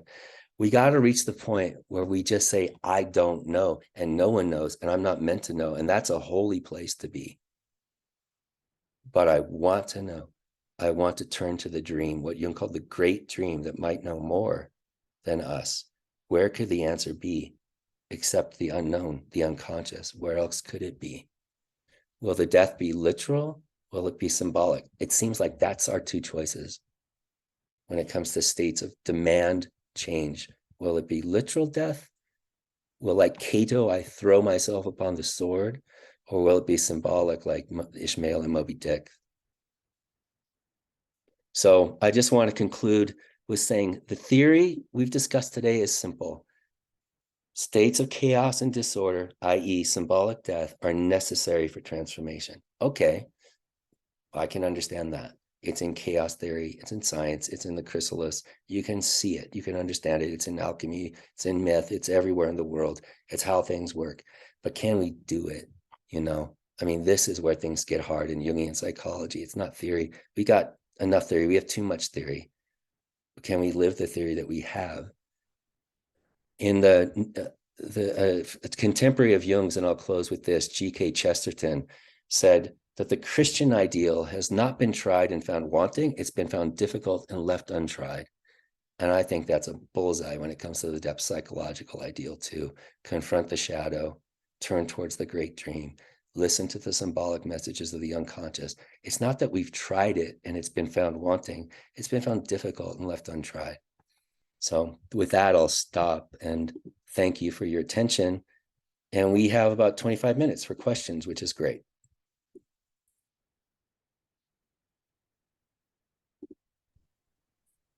That gives us a lot to think about. There's a lot, I know. It's being taped, right? So you can, if you're interested. Yes, I'm definitely going to need to. I tried taking notes and then you would be saying the next thing and I would forget what I was writing down. So I'm gonna have to listen again. Well, there you go. So that's the gospel according to Tom. So let's have a dialogue about it. Okay, we have several raised hands, which is unusual. It usually takes people a while, so that's good. First we have Jonathan Paul de Verville. De Verville, yes, Yeah. calling in from Texas, where it's 104. Anyway, thank you very much. A brilliant piece of work in the way that you spread it out, and I really relate the liminal. I actually had spent quite a bit of time in Zurich and actually worked a bit with von Franz back in the 70s. The questions is coming. I just finished reading Jung's book on UFOs again, and of the different crises that you're mentioning, what I'm curious about, and to begin a conversation and discussion on the fact of non-human intelligence that is now being witnessed in testimony. And you're shaking. Yes, you see where I'm going with this question. So I do. I understand. How is that going to happen in terms of the way you beautifully put out the collective transformation? How is this old world view going to die, and we are going to accept the fact that we are not alone in the universe, but that we are surrounded, so to speak? And I don't know, but I mean, I think there's, in what you presented here, is the method for dealing with that future crisis and chaos. And I think there's going to be a beautiful opportunity here. So any comment on that? It's one of the multiple, it's not really a crisis in that sense, but it's a whole new worldview. The fact of non-human intelligence is the fact that so it's an open question, but I wanted to put it out on the table as an Aranos part of the banquet here. So. Thank you.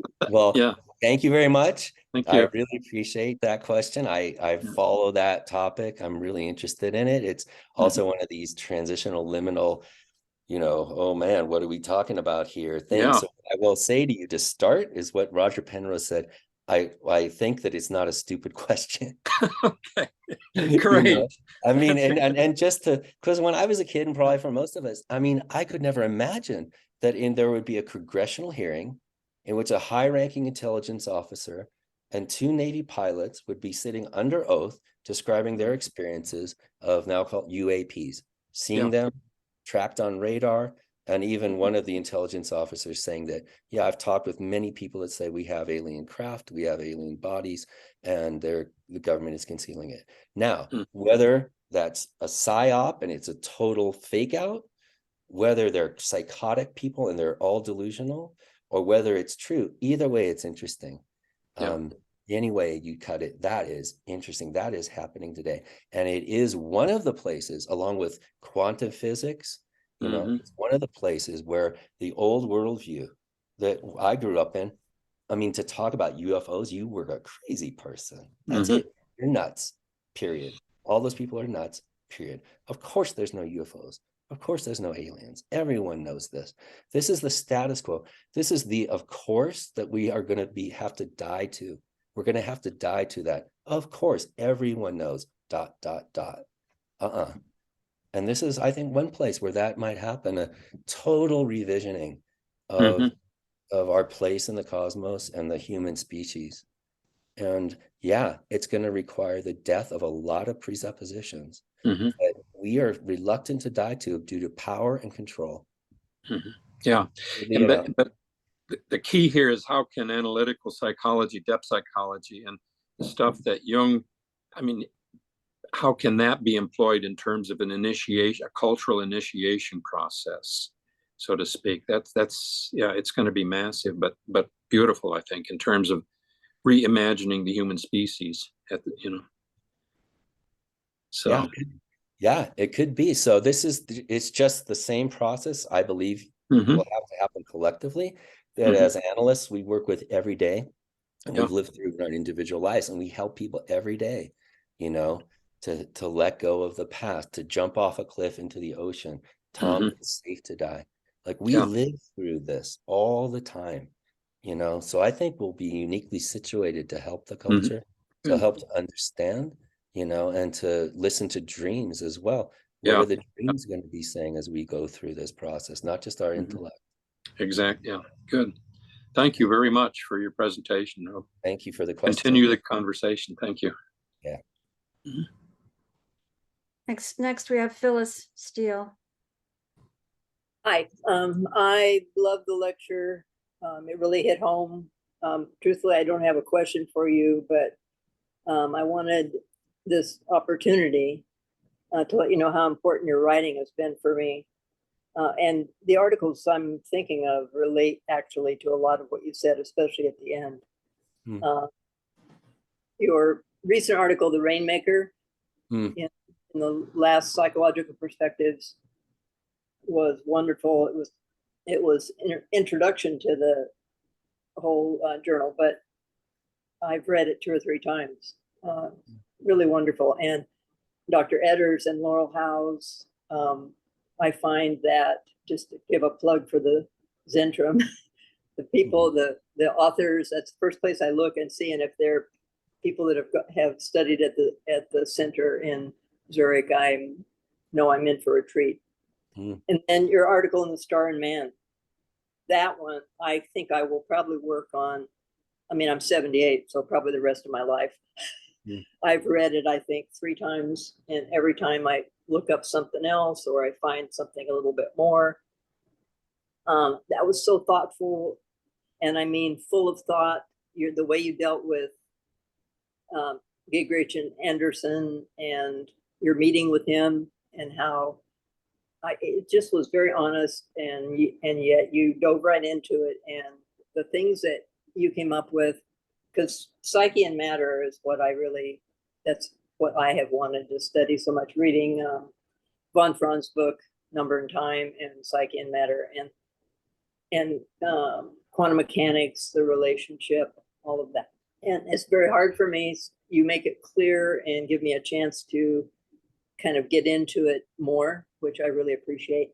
Well, thank you for saying that. Yeah, I really appreciate it. Yeah. Well, I'm sorry to be such a fangirl, but but I want you to know, I think it's important that you know that the hard work you do makes a difference for an individual like me, just sitting here at home doing my own work.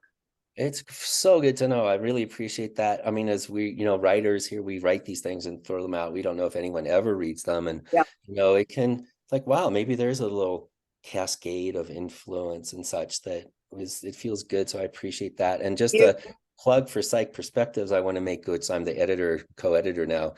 The recent issue on synchronicity is really good. Really, you should check it out. Psychological Perspectives. It's published by the Jung LA Institute. And the latest issue on synchronicity. I subscribe. So yes, look forward to it. But especially the Star and Man, that one, hugely important to me. So much appreciated. Thank you very much. You bet.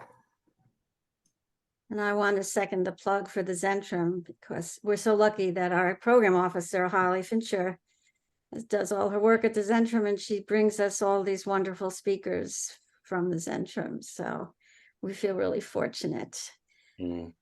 Next, we have Laura Crockett. Thank you. I enjoyed this. I'm a mythologist and a storyteller. I use mythology to teach history, of all things. And I'm focused on reaching out to these younger generations, to teach them ethics, morality through the stories. because everything you need is contained in those stories. So the symbolic death. Baptism, isn't baptism a symbolic death? Number two, you talk a lot about the Western mind, and the Western mind needs to evolve. I can't agree with you more. But what about the Eastern minds in our world today? If we truly want a world, to evolve the world, we need to reach out to the Eastern minds as well, it seems to me. And thirdly, in my study of history, and I study the history of humanity, period. So I go back for 1 million years. It seems that every time there is a huge organic event on this earth, like the Ice Ages, which nearly wiped out all of the Europeans, but we bounced back.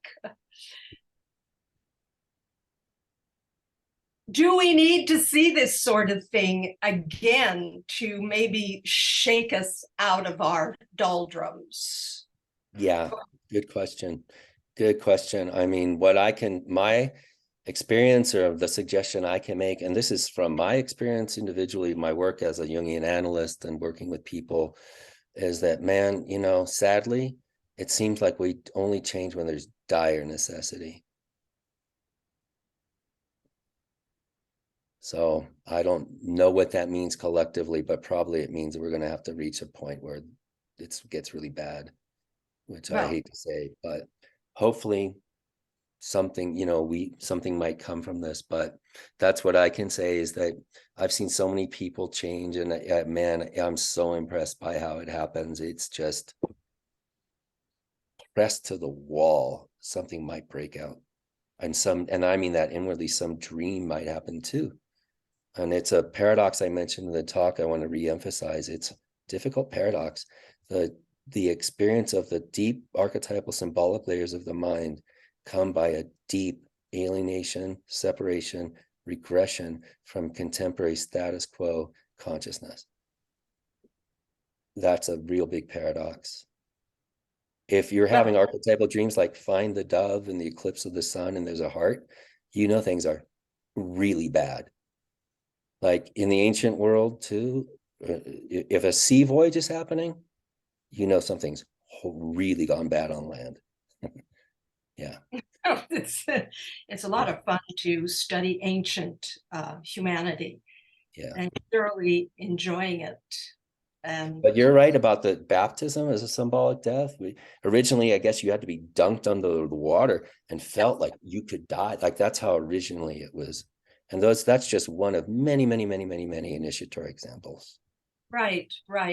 And I think it's lost when they christen a baby. I mean, that's for the adults. It's not really for the child, because I think, as you grow up, you need to do this again and perhaps suffer a few deaths, as you say. Now, what we didn't talk about in the talk, I mentioned at the start, there's 3 stages in Van Gennep's, paradigm, and also Joseph Campbell's hero's journey. And the last one is really important. We didn't even talk about it. It's called the return. Okay, you've gone, and this is true in the Rime of the Ancient Mariner. He leaves the shore, he goes to sea, he has a huge symbolic death process, a redemption happens, something beautiful happens, a treasure happens, and then all the dangers on the return.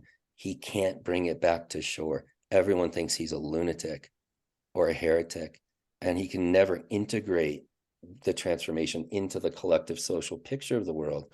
So, Freud in the interpretation of dreams, that's the epigram. Easy is the descent to Hades, difficult is the return. We didn't even talk about that stage. It has its own, rituals and its own problems.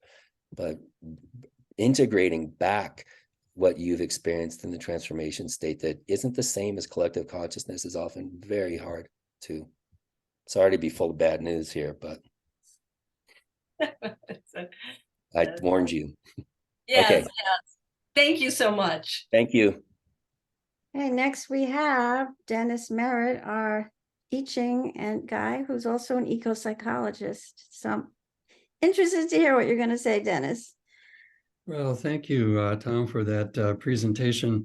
I was very solidly trained in the ecological sciences, namely microbial control of insect pests. So we wouldn't have to use chemical pesticides. And then I discovered Jung. And now I honestly feel that Jungian psychology is the best framework for looking at our problems with the environment. Mm. And when you talk about chaos and death in the liminal space, I think of Greta Thunberg and the young people and what they have to look at. And it's the deaths in the environment. The guiding thought that I use from Jung is the idea of a paradigm shift. Mm-hmm. Is that everything in our culture at every level has to change. Our spiritual systems, educational, even our psychological systems. Yeah, I find it, I've been very frustrated in the Jungian community to talk about environmental issues. Mm. We're so focused on human to human while the environment is going, well, I shouldn't say going to pot in California, but so the thing about that, in working with the young people, I say there's a lot to do. And this is mostly of our creation when it comes to climate change. So we have to change these systems like corporations and so on. Yeah. That's a major task. Yeah. But these are human created in many ways. So I just am very interested in how we can talk to young people. I think that's where our future is as in Jungian psychology, is how we can address young people about the death and chaos that's staring them right in the face. Well, great question. I mean, yeah, look at most people here in most Jungian groups. It's not, it's the AARP club, which I'm a member too, you know. So I appreciate that. But this is also what Jung, I think, was getting at with the symbolic death instead of literal genocide, and Martin Luther King for the evils of racism, militarism, and poverty. To die, we have to die to what we've held as sacred for centuries, so something new can be born, you know. And I agree with you completely. It starts with people changing their consciousness. If you can imagine whoever the CEO of Exxon is or whatever, you know, the values that person has been grown up with, the values they live by, etc. What would it be like for that person to change their values? It would be a horrific death process for them, you know. And that's the kind of thing that we're talking about. And maybe it will just have to happen that the old people actually die and then the young people come up. I don't know, but I really appreciate the focus. And I got to put another plug for psychological perspectives in the synchronicity issue, which is the latest issue. There's an article by Jeffrey Keel about synchronicity and climate crisis. He's a climate scientist as well as a Jungian analyst, and it tries to make that bridge inner, outer, individual, collective, vis-a-vis climate.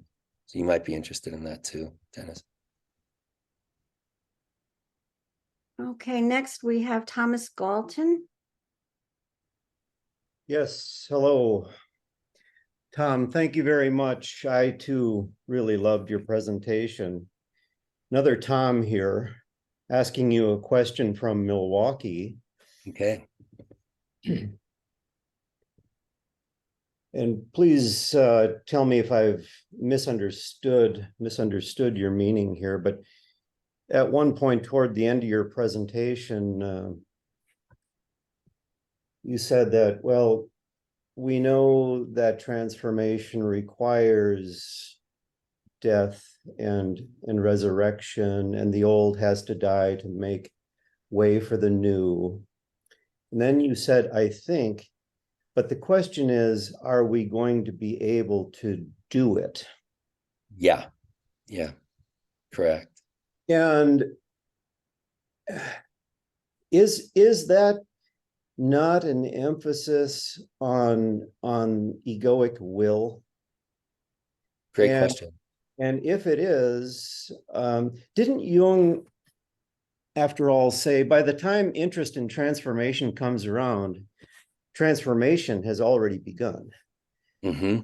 And so instead, the alternative to placing an emphasis on individual will or collective will for that matter might be, all right, don't worry whether we're going to be able to do this or not, or whether I'm going to be able to do this or not, but start looking for the evidence that it's happening. Because if I see, or we see, evidence that it's happening, that becomes a catalyst and the transformation speeds up as a result.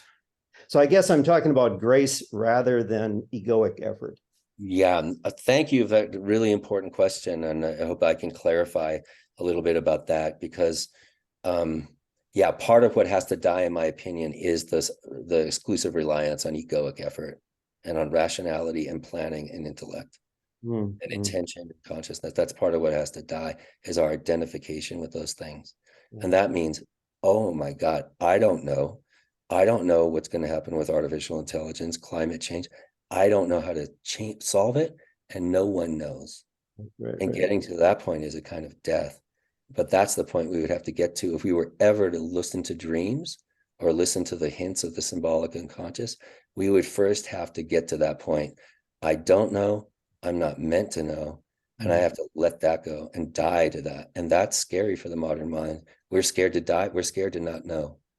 And we don't think there's anything else but our conscious will and intention. So of course we're scared to let it go. That's all there is, right?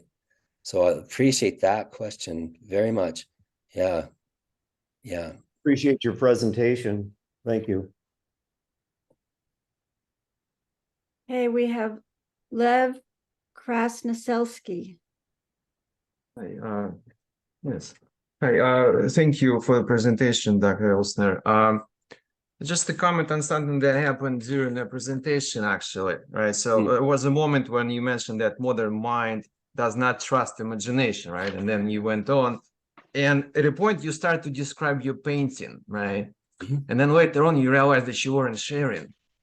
You know, so the interesting thing there is that at the time when you were describing the painting, you know, well, I don't see the painting, right? So I don't know about the rest of the audience. But at that moment, I start imagining stuff, you know, so the embryo, the heart within it, you know, or I'm sorry, the heart and then an embryo within. So to me, it was almost like a picture of yin yang. In the middle, there was this embryo floating around. You know, I went in this whole land of stem growth and, you know, perinatal matrices and stuff, right? And then you're like, oh, I'm not sharing. So here it is. But the whole thing is that was the moment when imagination came in. Amazing. You know? So we're saying that, well, modern mind doesn't, it's got to have, you know, solid facts, all has to be like lit up by the sun and this. And then there was this moon moment when the stuff completely disappeared. It's not on the screen, use the imagination. So I was just wondering, what do you think, like, part of this regression process that you're saying? To me, it sounds like lessening sensory input, you know, consuming less information would be one of these important regression steps to actually invite the imagination in. You know, because exactly what I was describing with the painting. If I don't see the painting, but you're describing it, I am in that imaginal space at that moment. So yeah, maybe that's one of the big problems, you know, this amount of the sensory input and informational input at the moment. That's really brilliant. Thank you. That the picture wasn't there and what happened and the imagination came alive right with that accident that wasn't intentional. That's brilliant. That's great. And what I can share just, you know, in really briefly as an answer to your huge question is, I think it's possible for us to meet the unconscious halfway. We can, you know, it's not only the case that we have to be drugged against our will all the time through a horrible addiction or depression or some anxiety state and forced against our will to deal with the unconscious. We can go to meet it, like in the Stan Grof work, breath work. I want to go to meet the unconscious halfway intentionally. And that's like, I mean, that's great. That's great that we can do that. And you know, so I appreciate what you said a lot. And I appreciate the reference to Stan Grof and the ways that so many people today, not just Jungians, but so many people today are trying to find inroads into that imaginal space, trying to open it up, meet it consciously, have access to it. So thank you for both sides of that question. Thank you. Scheherazade, Shoshani. Right. Hey, Scheherazade. Good to see you. Long time. You left me speechless with the depth and richness of your talk. I'm really tongue-tied. I had a question. You've already answered it twice. One is with the eclipse of the sun, and the other is with where are we headed with this AI thing? And on the one hand, I understand, we are stardust, so biologically, consciously, we are really connected to something much greater. Astrophysicists talk about that, and I'm in that context, I'm talking about it. And also I'm thinking all this work, if really AI can be so self-destructive and destruct the planet, just destroy the planet, or we become subjects of a different kind of intelligence, I'm thinking, I guess I'm at a moment of loss, and that is all this work, alchemy, individuation, all this depth work that we are doing. What will happen to it? Where would it go? And you said just stay with that, not knowing.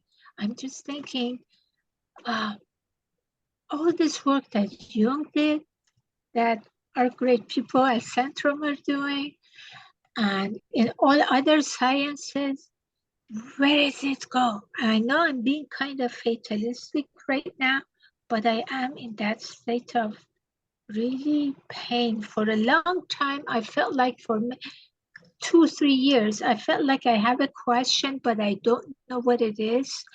But as the answers come up, I can form the question, and part of the answer is this in AI thing.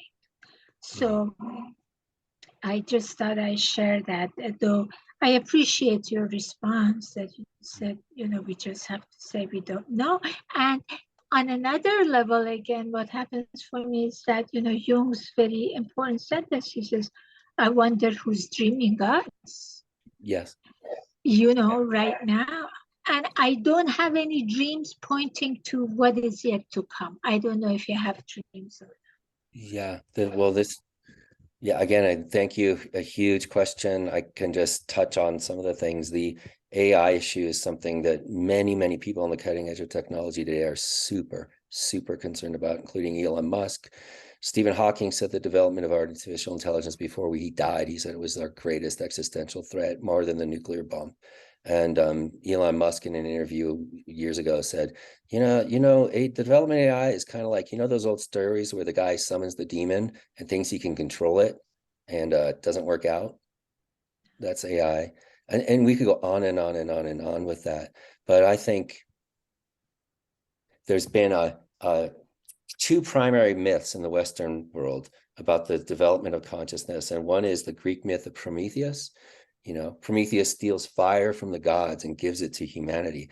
And this is a great boon to human civilization. It's a great noble act. Prometheus has to suffer for it. He pays the price, but it's a noble, good thing for human beings. The other great myth of the development of consciousness in the West is the Genesis story of the Bible, the Garden of Eden. We eat from the tree of knowledge, and that's kicked out of paradise. That's a banishment. That's something that we need to be redeemed from. So there's a deep tension in the human psyche. We can feel it all ourselves today. Where is this, say, scientific technological project going? What's inspiring it? And we don't know yet. We just don't. So when I say we have to stay with not knowing, what I mean is not just, oh, well, we don't know. Just to be clear, it's like, oh my God, I'm going to feel deeply this tension that you're bringing up. Like, ooh, I feel this paradoxical ambiguity, this tension. And then I'm curious to know, I'm curious, Tom Elsner, let me just say, Tom Elsner knows the answer. Let me tell you what it is. That's freaking absurd. That's ridiculous. I don't know, but I'm interested in wondering if the psyche knows something more, just like I know from my experience, it knows something about the eclipse of the sun dream. It knows something about fire. It might know something here. So that's what I mean by not knowing. It's like just a transitional state towards a deeper knowing, right? It's like, I don't know, but that's a transitional state to maybe deeper states of knowing, hopefully. Yeah. I ended up with a painting that I don't understand, and I don't know if that speaks to it. I yet have to understand it. It's amazing. It has to do with the cosmic world egg and everything else. So we'll see. So that was that. I have a, when you talked about the eclipse. Do we have of the sorry to sun- interrupt you, Shahrazad. I'm just wondering about time. Yeah, Judy. Okay. it's 5 All after 6, and we have 3 people still with their hands raised. So I Oh, think all right. I'm we'll sorry. have to limit some of the Thank you, questions. Shahrazad. Thank you. Okay, thank you, Tom. Thank you so much. Try to keep them short. Next we have Shani Stepikoff. Shani, thank you so much. I appreciate this presentation, finding it very, very rich. I have one question for you about your dream with the dove. And I'm Jewish, I'm not Christian, but I know a little bit about Christianity.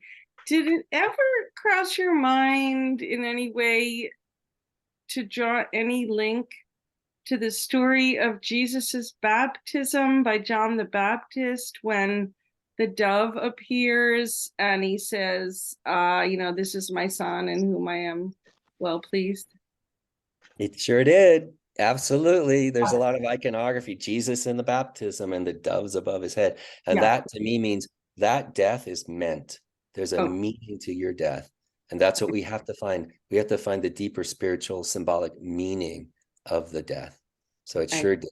Thank you. Thank you for that. Yeah. And next we have Susan Chamberlain. Hi, Tom. Hello. I've really enjoyed this presentation. It's wonderful.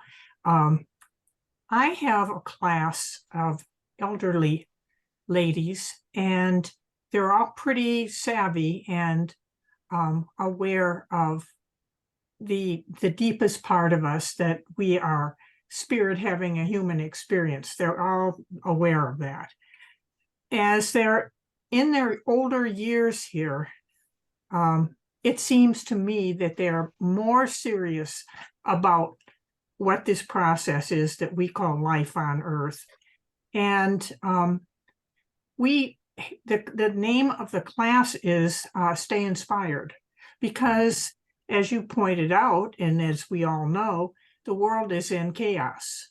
And I think it's so important to be able to talk about this liminal space where we have to be trusting. I guess I would say trusting the universe, that this is unfolding the way it can. We can't know, but we can give it our best shot. And to me, a major theme of this life is, and it's also a question, is this: can we human beings turn from a me way of life to a we way of life, in a totally, in not a goody two-shoes type of thing, but understanding that we're all of this spirit essence, this consciousness, and that we give it our best shot in whatever way we can. And we try to the other Tom who was talking, coming from the supposition that there is hope. I'm thinking of Jane Goodall in this regard as well, because she, in her book, Reason for Hope,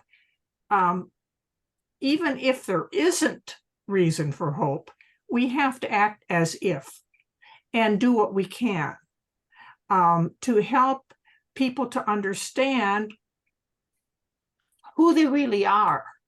I just wanted to thank you for your presentation today, because it speaks to the kinds of topics that we come up with in this class and elsewhere as well. And it is Well, I'm just saying that Hmm. we're some of the people who are trying in our own little way to make a Mhm. difference, you I know. really thank you for letting me know that and that you're out there and we're connected with each other. I appreciate that. Thank Yeah, you. thank you very Yeah. much. Okay, Yeah. bye-bye. Hey, and the last question is from Marita Grutzen. Yes, thank you very much. I'll make this short. It seems that that you're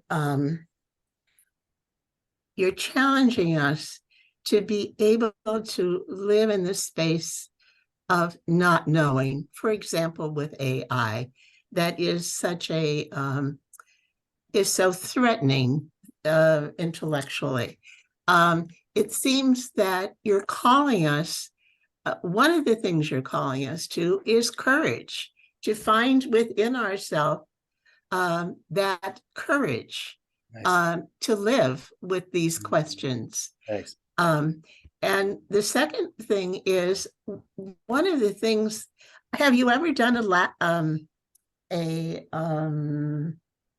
no, I can't think of what it's called, where you draw a circle and not labyrinth, I'm calling him a labyrinth. Mandala? Mandala, yes. In my experience of doing it with a circle of women, not knowing at all, just starting out in a meditative place, that there are revelations that come that I could never have imagined and that other people could never have imagined. And it seems to me that this is part of getting in contact with that and revelations of a kind, I mean, of who we are and other pathways.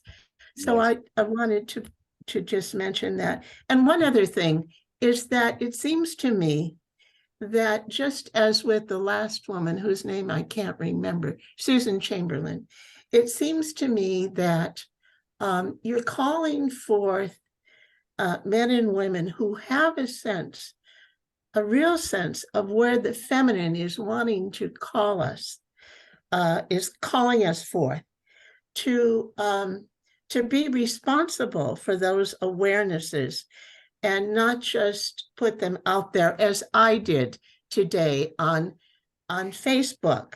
I put out something I was really feeling, and I said, when will we come to know that we are given to each other, that we find more happiness in our connection with one another than playing with our expensive toys? Yeah, well, thank you. That is a, sorry to cut you off, but just there's a lot there. And I know the time is short, but yeah, these are feminine, so-called archetypally feminine values that I think we're coming back to as a modern Western civilization to rediscover again, hopefully.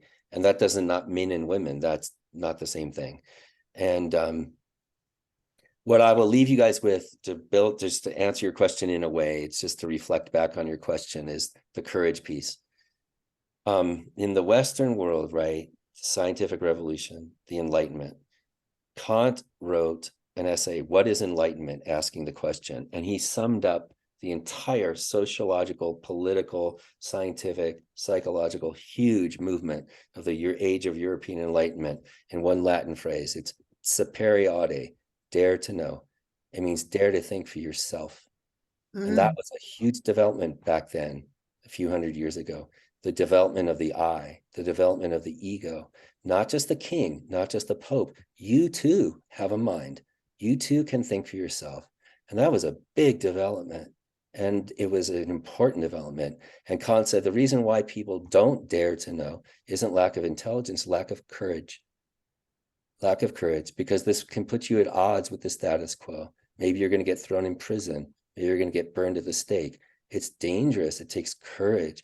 And then as a compensation, the lunar compensation for the solar enlightenment, I touched on today, the romantic poets.